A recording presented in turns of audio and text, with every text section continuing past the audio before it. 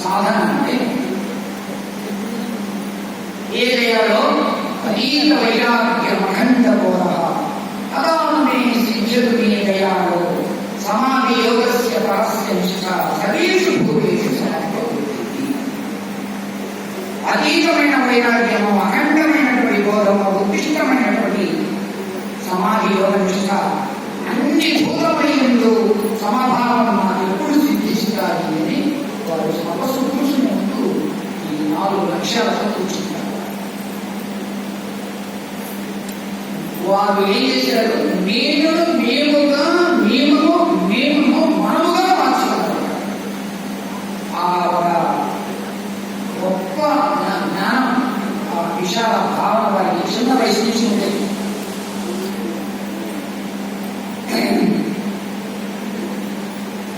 ఒక నేత పుడితే 100 మందిని పాలిస్తాడు. ఒక నియంత పుడితే 100 మందిని శాసిస్తాడు. ఒక రైతు పుడితే 100 మందిని పోషిస్తాడు. ఒక మహాత్ముడు పుడితే 1000 మంది ముగ్గులను శాసిస్తాడు.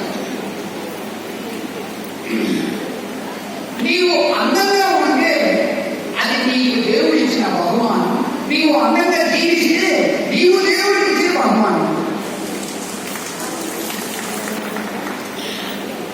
నీవు ఎదిగేటప్పుడు నిన్ను తొక్కేవాళ్ళు ఉంటారు, నీవు ఎదిగాక నిన్ను మొక్కేవాళ్ళు ఉంటారు, నీకు రూపం వచ్చేలా నిన్ను చెక్కేవాళ్ళు కూడా ఉంటారు.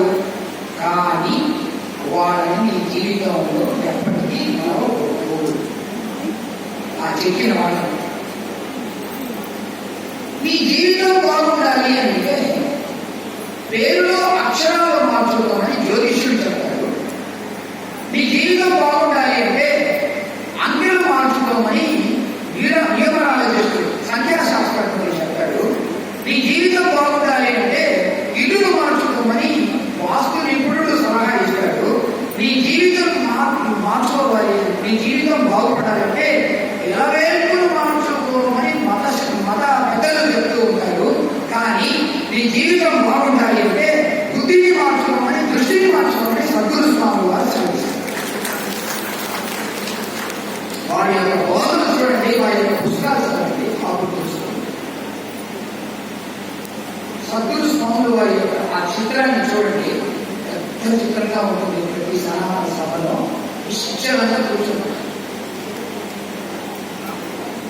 ఆ చిత్రాన్ని చూస్తే నాకేమనిపిస్తుందో మీకు చెప్తూ ఉన్నాను.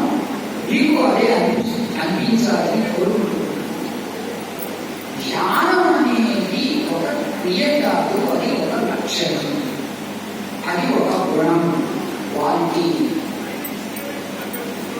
అది ఆంతరికమైనటువంటి పరిపక్వత ద్వారా సిద్ధిస్తుంది. అంతేకాని ఏదో కొంచెంసేపు కూర్చుని మనం ఏదో చేసే క్రియ కాదు, అది సహజంగా జరిగేది.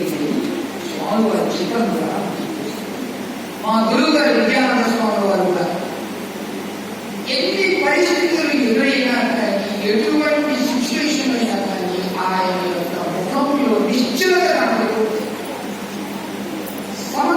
సమీతో చిరుపేష్ట భూతేశ్వరం సమవస్థితం ఈశ్వరం అన్నట్టుగా దేవుడు వారు మహాత్ములు నిజంగా వారు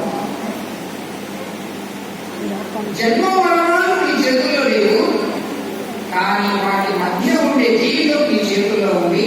దాన్ని ఎలా వాడుకుంటావు అనేది మన మీద ఆధారపడుతుంది.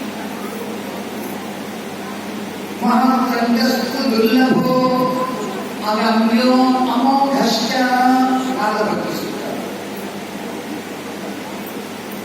మహాత్ముల యొక్క జీవితం అది దుర్లభమైనది, అపారమైనది, గమ్యం తెలియనటువంటిది. అమోఘం అంటే కొంచెం కూడా దోషం లేనటువంటిది. అలాగే సద్గురు స్వాముల వారి యొక్క జీవిత చరిత్ర చూడండి, వారిని అర్థం చేసుకోండి. ఏం జరుగుతుంది ఎప్పుడంటే అర్థం చేసుకున్న వాడు కూడా మహాత్ముడైపోయాడు. ప్రభుత్వ ఆఫీసుల ముందు, రైల్వే స్టేషన్ల ముందు ముఖ్యమైన జెండా జాతీయ జెండా